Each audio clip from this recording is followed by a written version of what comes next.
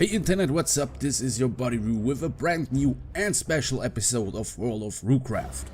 We are almost done with our reviews on the playable races of World of Warcraft, and today we are not only looking at the trolls, we will also talk about the gnomes. Why are we talking about both in one video? Well, there's a simple explanation. Both races start out in a small separated starting zone before they move on in an already established one. For the trolls, this would be the village of Sanjin, and for the gnomes that would be Karanos. You see, I thought it wouldn't make much sense to make separated 4-minute videos each, so we are combining them. And let's start out with the Darkspear Trolls. Like always, you can feast your eyes on my classes graphic before we move on to the racial traits. There she is. What a beauty. The troll racial traits include a 10% increased health regeneration rate, continuing on into combat for a small amount of time, a 20% experience gain from killing beasts, a berserker form which increases your haste by 15% for 10 seconds, and last but not least, the voodoo shuffle, which decreases the time of all movement impairing effects by 20%. Alright, but where did the Darkspear Trolls actually come from? Let's have a look.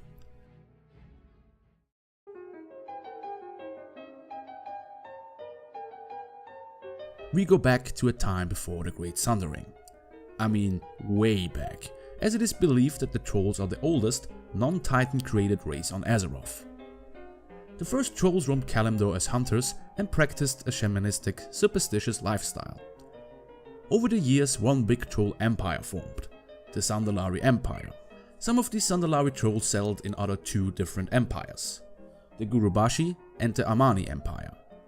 Even though they didn't like each other very much, both empires rarely clashed, since they both had to deal with the insectoid Arch-Akir Empire.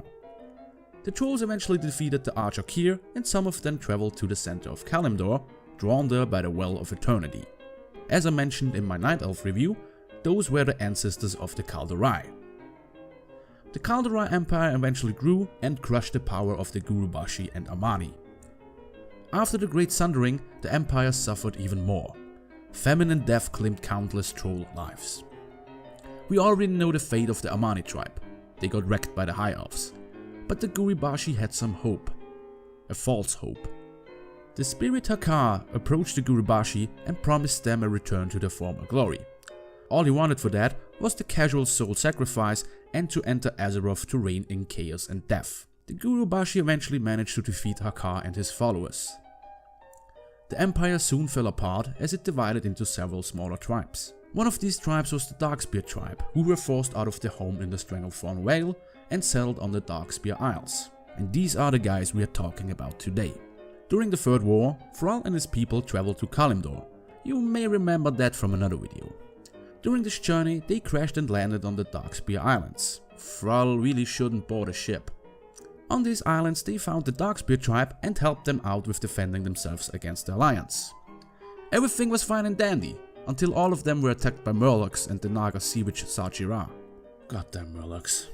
Together with their new orcish friends, the trolls fought back the Murlocs, but not without losses. The then chief Sanjin lost his life and passed his mantle to his son Vol'jin. Yes, you're not mistaken, the troll village Sanjin in Durotar is named after him. After defeating the Murlocs, the trolls joined the Horde and made their new home on the Echo Isles on the coast of Durotar. The trolls remained a part of the Horde ever since. And that's where we come in.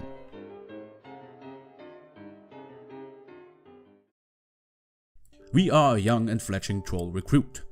After finishing our training, we are sent to our chief, Vol'jin, to help him with some of his problems. Someone stole our raptors and we have to bring them back. It quickly turns out that the Naga found their way to the Echo Isles and they are corrupting our raptors. We save the younglings and show the snake man who's boss.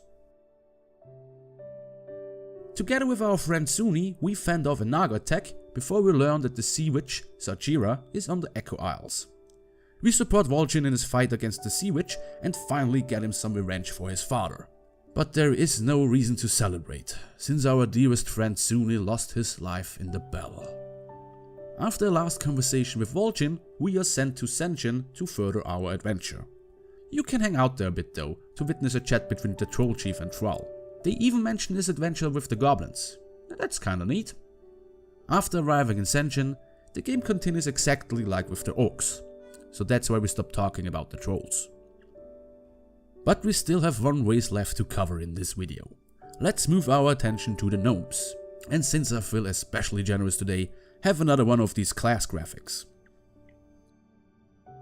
The gnomes' racial traits include a 1% reduction on arcane damage taken, a 15-point increase on the engineering profession, a 1% increase in haste, another 5% increase on your class's resources, and last but not least, the Escape Artist ability, a spell which allows you to cancel out any movement speed reduction effect. Just like the gnomes themselves, the backstory is a really short one, so let's take a look at it.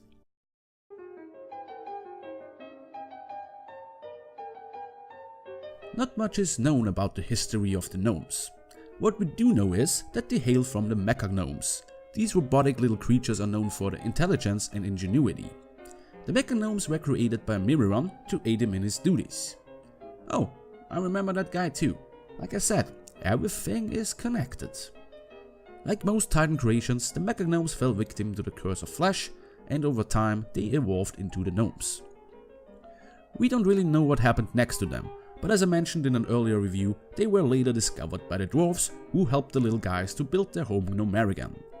The gnomes later were a big part in the First and Second War, where their inventions and machines were a critical part of the Alliance forces. But then something bad happened to them. As the Third War rolled around, no gnome heeded the call of the Alliance. As the dwarves returned to Ironforge, they had to find out that the gnomes lost Gnomerigan to invading Trog troops, and tried to fight them back on their own. During the siege of Gnomerigan, the royal advisor Siko Thermoplug suggested flooding Gnomerigan with radiation to defeat the Drogs. This made things worse, as a lot of gnomes lost their lives or turned into so-called leper gnomes. Thermoplug himself turned into leper gnome too, and is ruling over the radiated city of Gnomerigan ever since. The remaining gnomes fled to Ironforge, where they settled in the Tinker Town. And this brings us to today. After the war in Northrend, the gnomes finally managed to retake parts of Gnomerigan. The only problem is that these parts are still heavy radiated and deadly. That's where we come in.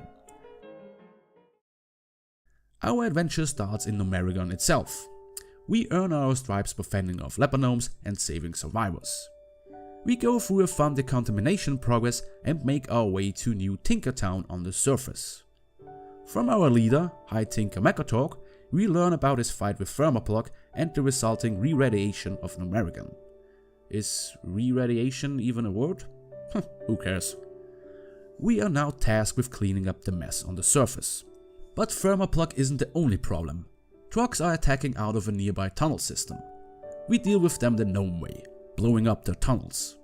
The next order of business is to deal with Ruslo Crushcock, Thermoplug's right hand. After Crushcock infiltrated our arsenal, we head over there to blow stuff up once again. With all that out of the way, we can confront Crushcock himself, and we fight him with the help of our dwarven brothers and Mechatalk himself. For whatever reason, Mechatalk has to telegraph his attacks like a Pokemon. Mechatork Beam! Mechatork Ray! Crushcock is defeated, we are cheered as the heroes and sent to Karanos to aid our dwarven brothers. You see, there isn't that much to talk about the starting zones, and I didn't want to review every single quest you have to do. And this concludes this review. Reviews.